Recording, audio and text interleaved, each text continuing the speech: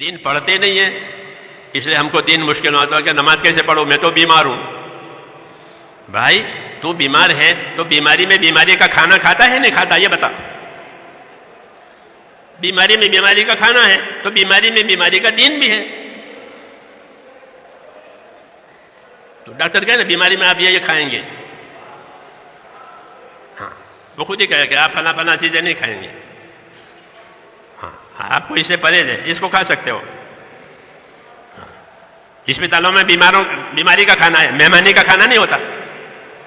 اسپتالوں میں مہمانی کا کھانا ہوتا ہے کہ یہ بیمار ہے، یہاں یہ مہمان نہیں ہے یہ بیمار ہے، تو بیماری کا کھانا ہوتا ہے. تو بیماری میں بیماری کا کھانا پینا، بیماری میں بیماری کی نماز، بیماری میں بیماری کی عبادت،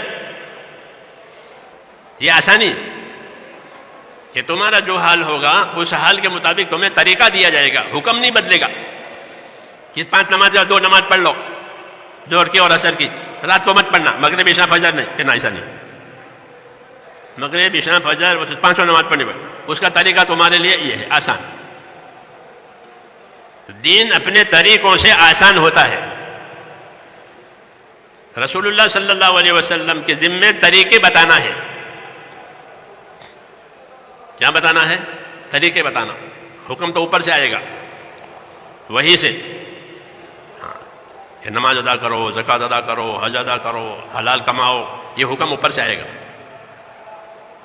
لیکن طریقے اس کے یہاں سے ملیں گے. اور طریقوں سے چیز آسان ہوتی ہے، بے طریقے کی چیز مشکل. دنیا کے قانون میں بھی یہی ہوتا ہے کہ بھئی کہیں لیٹر بھیجنا ہے ڈاک سے، پوسٹ سے، تو لیٹر بھیجنے کا طریقہ الگ، اور پیسے بھیجنے ہیں تو پیسے بھیجنے کا طریقہ الگ. ہاں پیسے بھیجنے کا طریقہ الگ ہے نہیں الگ. منی آرڈر کرو. ایک مرتبہ وہاں نظام الدین میں ایک ساتھی میرے پاس آیا کہ کیا ہو گیا، کہ وہ پوسٹ سے وہ لفافہ آیا ہے گھر سے، وہ لکھا ہے کہ 300 روپے اندر رکھے ہیں، وہ جو ڈاکومنٹ ڈالتے ہیں اس میں کہ پیسے نہیں ہے، پیسے نہیں ہے، وہ لیٹر والا لفافہ آ گیا. ہاں تو پیسے تمہیں کیسے ملے؟ تم نے پیسے بھیجنے کا طریقہ الگ ہے، تو پیسے چلے گئے. جی ہاں تو یہ غلطی ان کی ہے. اور اگر پیسے بھیجے جاتے ہیں ڈاک خانے کے طریقے سے تو پھر ڈاک خانہ اور پوسٹ آفس اس کے ذمہ دار ہے کہ ہماری رقم گئی پہنچی نہیں ہے. ہاں تو اس کی ذمہ دار ہے وہ. تو طریقے سے جو کام کیا جائے گا وہ صحیح ہوگا اور اللہ اسے قبول کریں گے. لیکن طریقے پر ہی نہیں ہے تو مشکل بھی ہے اور نقصان بھی ہے. جیسے یہ کہ 300 روپے کھو گئے. نبی کریم صلی اللہ علیہ وسلم کے طریقے اور آپ کی سنت ہے، یہ رحمت ہے. اس لیے کہتے ہیں دین سیکھو. ہماری تبلیغ میں بھی علم و ذکر ہے، خالی بیان سننا نہیں ہے کہ علم و ذکر، اپنے دین کو علم و ذکر سے صحیح بناؤ. عملی زندگی، جو چیز اللہ نے فرض کی ہے اس کا علم فرض ہے کہ یہ چیز فرض ہے، اس کا جاننا فرض ہے. جو چیز واجب ہے اس کا جاننا واجب ہے، اس کا سیکھنا واجب ہے. نہیں سیکھے تو گنہگار ہے. وہ فرض ہی نہیں ادا کرے گا، وہ واجب ہی نہیں ادا کرے گا، وہ دیکھا دیکھی عمل کرے گا. اس لیے عملی زندگی کو صحیح بنانا اور پابند بننا یہ استقامت ہے. کیونکہ حالات ہیں تو حالات کی وجہ سے دین جاننا ضروری ہے تاکہ جو آسان راستہ ہے اس پر عمل کر کے اپنے آپ کو دین کا پابند کرے، استقامت سے زندگی گزارے. اللہ تعالیٰ نے نبیوں کو بھی استقامت اور پابند رہنے کا حکم دیا ہے.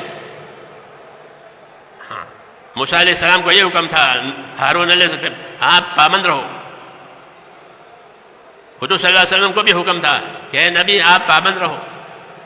فاستقم کما امرت ومن تاب معک، کہ اے نبی آپ استقامت کے ساتھ رہیں اور جو آپ ایمان لائے ہیں وہ بھی پابند ہو کر کے رہیں.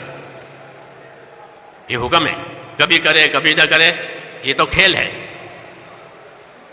اس لیے میرے بھائیوں جو عمل شروع کریں اسے پابند کریں تاکہ اس کا اثر پڑے. پابندی کا اثر ہوتا ہے، آزادی کا اثر نہیں ہوتا، آزادی بگاڑے گی۔ تو پابند کرنے میں جان مال جو امانت ہے اس کا حق ادا ہوتا ہے کہ اللہ نے جانی طاقت دی ہے، مالی طاقت دی ہے، یہ کہاں لگے گی؟ کہ یہ اللہ تعالیٰ کے دین پر لگے گی، ہاں استقامت کے ساتھ۔ اور استقامت میں کہتے ہیں درمیانی چال چلو، یہ ہدایت ہے، القصد تبلغ، کہ درمیانی چال چلو، جوش میں آگے نہ نکل جاؤ۔ جوش میں آگے نکل گئے پھر تھک کے بیٹھ گئے، پھر کیا فائدہ ہوا کہ جوش میں آگے نکل گئے؟ ہاں شروع میں ایک مرتبہ میں حیدرآباد جماعت میں گیا، بہت سال ہوئے، ایک صاحب تھے وہ اپنے بچے کو گود میں لے کے کھڑے تھے، ایک صاحب نے تعارف کرایا کہ یہ صاحب ہے، کہ کیا ہے؟ کہ اللہ کے راستے میں نکل گئے تھے کہ جب تک اسلام نہیں پھیلے گا واپس نہیں آؤں گا، تو اب جاتے ہی نہیں۔ کیوں؟ اس اکیلے کا کام تھوڑا ہے اسلام پھیلانا، اسلام پھیلانا سارے مسلمانوں کا کام ہے، پہلی نادانی تو یہ تھی۔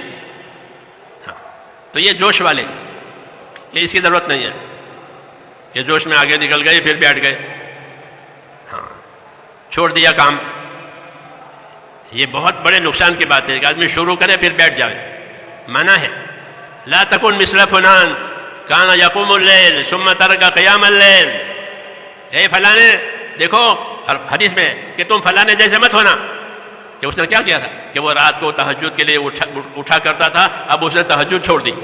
ایسا نہیں کرنا، شروع کرو کرتے چلے جاؤ تاکہ عمل کی تعمیر ہو، جیسے اینٹ پر اینٹ رکھنے سے تعمیر ہوتی ہے، اس تعمیر میں یہ رہے گا۔ کبھی اینٹوں سے چنائی کی پھر چھوڑ دیا تو یہ مکان کب بنے گا؟